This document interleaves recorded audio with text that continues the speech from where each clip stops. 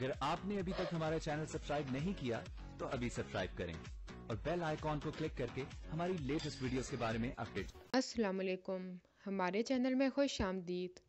दुआ की शादी हो रही होती है, बहुत खुश होती है, मगर आमिर जो कि दुआ को खुद से दूर नहीं करना चाहता, तो वो ये शादी कैसे होने देता। वो मीरब की माँ को खूब पक्कियाँ पढ़ाता है और उसकी पास के बारे में खूब बढ़ा चढ़ा के बताता है, जिसकी वजह से वो ऐन निकाह के वक्त इनकार कर देती है और अपने बेटे को वापस ले जाती है। दुआ बहुत परेशान हो जाती है और उसकी माँ उसकी शादी आमिर से करवा देती है।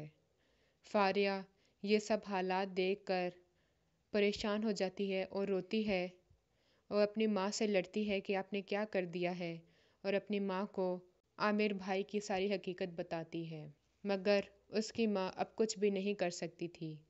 दुआ रुखसत होकर आमिर के साथ चली जाती है और आमिर को अब पता चल जाता है दुआ अब उसकी कैद में है, अब वो जो चाहे उसके साथ कर सकता है, और वो उसके मुंह पे जिस ही हाथ रखने लगता है, दुआ को वो हाथ याद आ जाता है जो कि पहले भी उसके मुंह पे रखा गया था।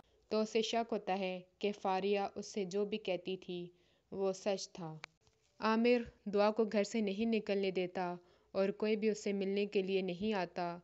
माँ भी उसकी कोशिश करती है कि दुआ से रब्ता करे और उसको अपने पास ले आए, मगर आमिर दुआ को कहीं पे भी जाने नहीं देता और जब खुद बाहर जाता है तो घर को ताला लगा देता है ताकि दुआ भाग ना सके।